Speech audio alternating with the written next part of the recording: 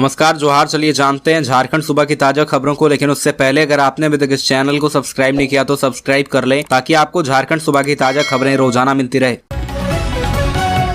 सबसे पहली और बड़ी खबर, जल संकट का संकेत दे रहे सूखे नदी तालाब, ड्राई जोन में कोडरमा हुआ शामिल। देश के 150 जिलों में कोडरमा भी ड्राई जोन के रूप में चिन्हित किया गया है। कोडरमा जिले में भीषण गर्मी के साथ जल संकट भी गहराने लगा है। नदी तालाब और पोखरों के सूखने का बदसूरत सिलसिला जारी है। इसके अलावा कई नलकूप पूरी तरह से सूख चुके हैं, सूखने के कगार पर है। पिछले एक पखवाड़े से पूरे कोडरमा में भयंकर गर्मी पड़ रही है, जिसके कारण तमाम जल स्रोत सूखने लगे हैं। इसके अलावा गर्मी के मौसम में पानी की खपत भी अपेक्षाकृत बढ़ गई है।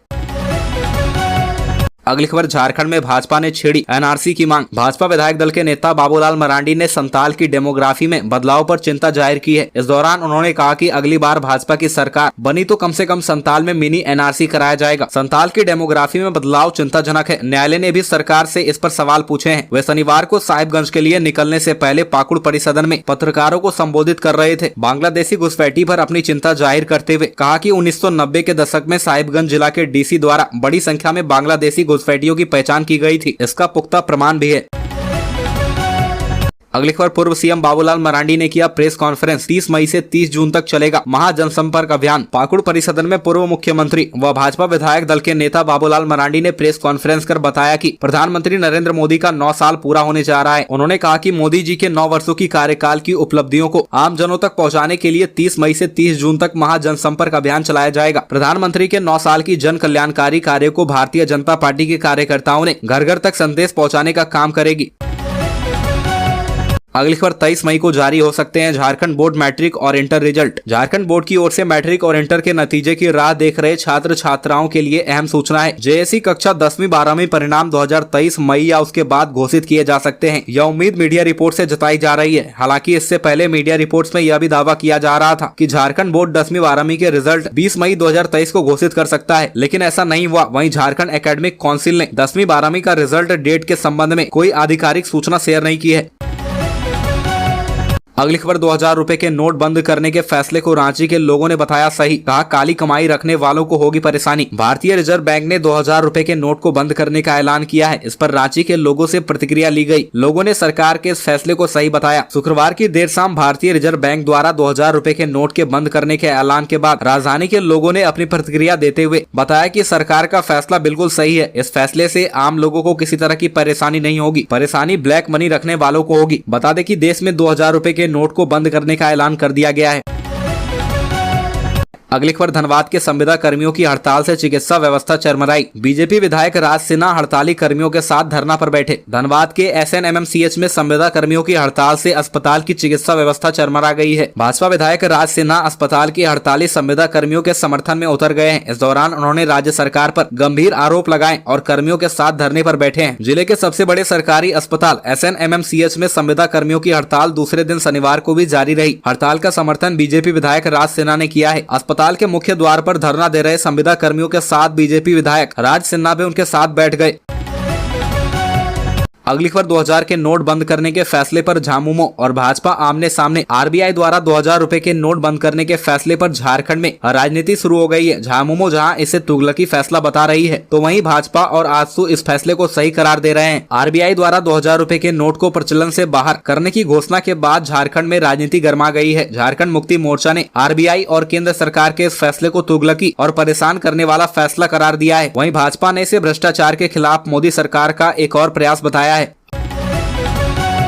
अगली खबर, अब झारखंड में पशुओं का इलाज केरल की तर्ज पर होगा। झारखंड के कृषि एवं पशुपालन मंत्री बादल पत्रलेख इन दिनों केरल के दौरे पर हैं। कृषि मंत्री अपने विभागीय टीम के साथ पशु कल्याण और चिकित्सा मॉडल देखने केरल गए हैं। इस दौरान मंत्री केरल का पशु कल्याण मॉडल देखकर काफी प्रभावित हुए। उन्होंने कहा कि केरल की तर्ज पर झारखंड में भी पशुओं का इलाज किया जाएगा। केरल की उन्नत पशुपालन और पशु कल्याण मॉडल को झारखंड में लागू किया जाएगा। यह बातें झारखंड के कृषि एवं पशुपालन मंत्री बादल पत्रलेख ने कही। साथ ही कृषि एवं पशुपालन मंत्री ने कहा कि राज्य के सकल घरेलू उत्पाद वृद्धि में कृषि क्षेत्र महत्वपूर्ण भूमिका निभा सकता है।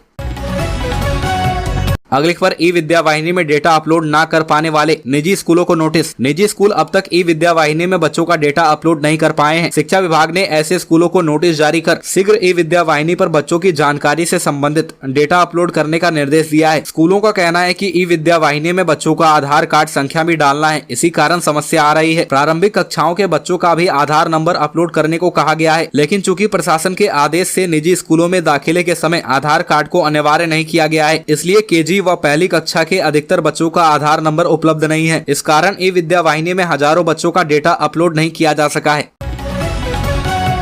अगली खबर, राष्ट्रपति द्रौपदी मुर्मू के दौरे को लेकर देवघर, रांची व खूंटी में तैयारियां तेज। राष्ट्रपति द्रौपदी मुर्मू के झारखंड दौरे को लेकर जोर शोर से तैयारियां चल रही है। झारखंड के 3 शहर देवघर, रांची और खूंटी में तैयारियां चल रही है। राष्ट्रपति 24 से 26 मई तक झारखंड दौरे पर रहेंगी। सबसे पहले वे देवघर पहुंचकर बाबा बैद्यनाथ मंदिर में पूजा अर्चना करेंगी। राष्ट्रपति के दौरे को देखते हुए देवघर एयरपोर्ट, पांडे मोड़, कुंडा मोड़, टावर चौक, बाबा बैद्यनाथ मंदिर और सर्किट हाउस के 2 किलोमीटर के दायरे में अस्थायी रूप से 23 और 24 मई को रेड जोन घोषित किया गया है। वहीं रांची स्थित राजभवन में राष्ट्रपति के स्वागत की पूरी तैयारी है। अगली खबर, झारखंड में कांग्रेस के लिए आसान नहीं 2004 को दोहरा पाना। 2024 में कांग्रेस क्या झारखंड में वर्ष 2004 को दोहरा पाएगी? इस सवाल का जवाब तलाशने के लिए सबसे पहले इस राज्य के इतिहास पर गौर करना होगा। वर्ष 2000 में भारत के नक्शे पर 28वें राज्य के रूप में झारखंड का उदय हुआ। उस वक्त केंद्र में अटल बिहारी वाजपेयी के नेतृत्व वाली एनडीए की सरकार थी। स्वाभाविक तौर पर झारखंड अलग राज्य के गठन का श्रेय उनकी सरकार को जाता है। तो झारखंड निर्माण के बाद वर्ष 2004 में पहली बार लोकसभा के चुनाव हुए तो उम्मीद की जा रही थी कि इस नवगठित राज्य में अटल आडवाणी की पार्टी यानी भाजपा को वोटरों का जमकर समर्थन मिलेगा, लेकिन हुआ ठीक इसका उलट। अगली खबर, बाबूलाल मरांडी ने कहा घुसपैठियों को संरक्षण देती है हेमंत सोरेन सरकार। झारखंड के पूर्व मुख्यमंत्री सह बीजेपी विधायक दल के नेता बाबूलाल मरांडी ने साहिबगंज में बांग्लादेशी घुसपैठियों को लेकर बड़ा बयान दिया। उन्होंने सूबे के मुख्यमंत्री हेमंत सोरेन पर राज्य में बांग्लादेशी घुसपैठियों को संरक्षण देने का आरोप लगाया है। साथ ही उन्होंने कहा कि यदि इस बार झारखंड में बीजेपी की सरकार बनेगी तो सबसे पहले संथाल परगना के साहिबगंज और पाकुड़ में एनआरसी लागू किया जाएगा। मरांडी ने कहा कि एनआरसी लागू करके बांग्लादेशी घुसपैठियों की पहचान की जाएगी और उनके वोटर लिस्ट एवं मतदाता पहचान पत्र को रद्द कर दिया जाएगा। अगली खबर, झारखंड में सियासी जमीन की तलाश में जदयू। जनता दल यूनाइटेड झारखंड में सियासी जमीन की तलाश में है। इसी के निमित्त शनिवार को प्रधान कैफेटेरिया हजारीबाग में जिला कार्यकर्ता सम्मेलन कराया गया। इसमें बिहार सरकार के मंत्री सह झारखंड के प्रभारी अशोक चौधरी ने कार्यकर्ताओं में जोश भरने का काम किया। उसके बाद पार्टी को मजबूत करने के लिए पूरे राज्य भर में कार्यक्रम का आयोजन किया जा रहा है। इसी कड़ी में हजारीबाग में कार्यकर्ता सम्मेलन आयोजित किया गया। इसमें लगभग 40 नए कार्यकर्ता ने पार्टी का दामन थामा। अगली खबर, चतरा में नक्सलियों की बड़ी साजिश को सुरक्षा बलों ने किया नाकाम। चतरा में नक्सलियों की बड़ी साजिश को सुरक्षा बलों द्वारा एक बार फिर से विफल कर दिया गया। सुरक्षा बलों को निशाना बनाने के उद्देश्य से प्लांट किए गए 7 शक्तिशाली प्रेशर आईडी बम को सुरक्षा बलों ने बरामद कर लिया और उसे नष्ट कर दिया। मिली जानकारी के मुताबिक बीते दिनों पुलिस के समक्ष आत्मसमर्पण किए 6 नक्सलियों की निशानदेही पर डी माइनिंग अभियान पर निकली झारखंड जगुआर, सीआरपीएफ 190 बटालियन व चतरा पुलिस की संयुक्त टीम ने अभियान के दौरान हंटरगंज थाना क्षेत्र के केडीमो के चश्मली व टेढ़ा कुसमा के जंगलों में भाकपा माओवादी नक्सलियों के द्वारा प्लांट किए गए प्रेशर आईडी बमों को बरामद किया गया। बड़ी खबर, 3 दिवसीय झारखंड दौरे पर रांची पहुंचे बिहार सरकार के मंत्री अशोक चौधरी। विपक्षी एकता पर कह दी बड़ी बात। झारखंड जेडीयू के प्रदेश प्रभारी और बिहार सरकार के मंत्री अशोक चौधरी झारखंड दौरे पर रांची पहुंचे हैं, जहां से वो रामगढ़ के लिए रवाना होंगे। झारखंड में पार्टी की मजबूती के लिए वो कई कार्यकर्ता सम्मेलन में भाग लेंगे। आपको बता दें कि पूरे देश में विपक्षी एकता को एकजुट करने के लिए जेडीयू के सुप्रीमो नीतीश कुमार जहां लगातार देश भर का दौरा कर रहे हैं, वहीं बिहार और झारखंड में उनकी पार्टी को मजबूत करने के लिए उनके नेता और मंत्री भी लगातार मेहनत कर रहे। इसी को लेकर झारखंड जेडीयू के प्रदेश प्रभारी और बिहार सरकार के मंत्री अशोक चौधरी झारखंड दौरे पर रांची पहुंचे हैं। बड़ी खबर, हाईकोर्ट में जेटेट परीक्षा शीघ्र कराने के लिए पीआईएल दायर किया गया। झारखंड हाईकोर्ट में झारखंड सीटेट उत्तीर्ण अभ्यर्थी संघ ने हाईकोर्ट में जनहित याचिका दायर कर राज्य सरकार को जेटेट परीक्षा शीघ्र कराने का आदेश देने का आग्रह किया है। याचिका में प्रार्थना की गई है कि सीटेट को भी जेटेट की तरह झारखंड में मान्यता दी जाए, क्योंकि राज्य सरकार जेटेट की परीक्षा कराने में पिछले 7 साल में असफल रही है। ऐसे में सीटेट पास अभ्यर्थियों की उम्र सीमा भी धीरे धीरे खत्म हो रही है। कोर्ट को बताया गया कि वर्ष 2016 के बाद से राज्य में जेटेट की परीक्षा नहीं ली गई है। राज्य सरकार बिना जेटेट की परीक्षा लिए शिक्षक नियुक्ति की प्रक्रिया शुरू करने जा रही है, जिससे करीब 4 लाख अभ्यर्थी शिक्षक नियुक्ति परीक्षा में शामिल होने से वंचित हो जाएंगे।